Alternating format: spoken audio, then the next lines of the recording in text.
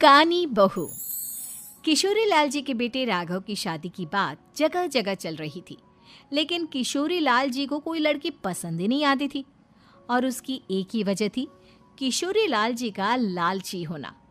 उनको लड़की वालों से मोटा दहेज चाहिए था और इसी चक्कर में एक दिन वो एक बहुत पैसे वाले के घर अपने बेटे का रिश्ता लेकर पहुंचे। उस आदमी का नाम था ओम प्रकाश। देखे किशोरी लाल जी, मेरी एक ही बेटी है और मेरी सारी संपत्ति जायदाद सब कुछ मेरी बेटी नैना का ही है। पापा, नाम से लगता है बहुत खूबसूरत होगी। कितना अच्छा नाम है ना, नैना। ओ, वैसे बात तो सही है आपकी। अब इतना पैसा है, जमीन जायदाद है, इकलौती बेटी, आप भी क्या करेंगे? सब कुछ उसे ही देंगे ना। बिल्कुल ठीक पहचाना आपने। बस बेटी की शादी और सारी जायदाद उसके नाम। पापा, बिना देखे हाँ कर दीजिए ना। इतना अच्छा रिश्ता फिर कहाँ मिलेगा? माला माल हो जाएंगे हम।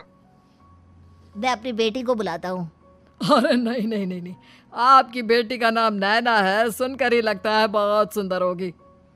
रहने दीजिए अंकल, मैं तो आपकी बेटी के नाम से ही इतना खुश हो गया हूँ कि उसे बिना देखे शादी करने को तैयार हूँ। अब तो मैं उसका चेहरा सीधे शादी के बाद ही देखूंगा।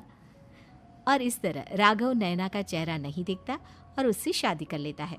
शादी के बाद अपनी सुहाग रात पर जब राघव नैना का घूंघट उठाकर देखता है तो नैना की आंखें बंद थी। कितनी खूबसूरत हो तुम नैना, जरा अपनी आंखें खोलकर मेरी तरफ देखो तो सही।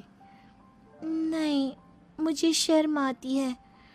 अरे, मैंने तुम्हें शादी से पहले भी नहीं देखा, और अब अगर तुम आंखें खोलकर मुझे देखोगी भी नहीं तो मुझे अच्छा कैसे लगेगा? इससे पहले कि नैना अपनी आंखें खोलकर राघव की तरफ देखती, अचानक से लाइट चली गई और राघव नैना को पूरी तरह से देख भी नहीं पाया। अगली सुबह नैना राघव के लिए नाश्ता बनाकर लेकर आई। अरे ये क्या, आधा पराठा सेका हुआ है और आधा बिल्कुल कच्चा। ये तुमने क्या किया नैना? बहू, तुमने क्या आधा पराठा तवे से नीचे लटका कर रखा था, जो आधा सेका है और आधा कच्चा? मुझे जितना दिखेगा उतना ही तो सीखूंगी ना पापा जी।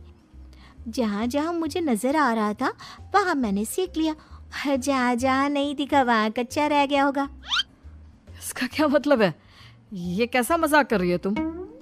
अरे बहू, तुमने इतना लंबा घूंघट क्यों लगाया हुआ है? देखो, हमारे घर में बहुओं को बेटी की तरह रखा जाता है, और फिर तुम तो इतना सारा माल लेकर आई हो।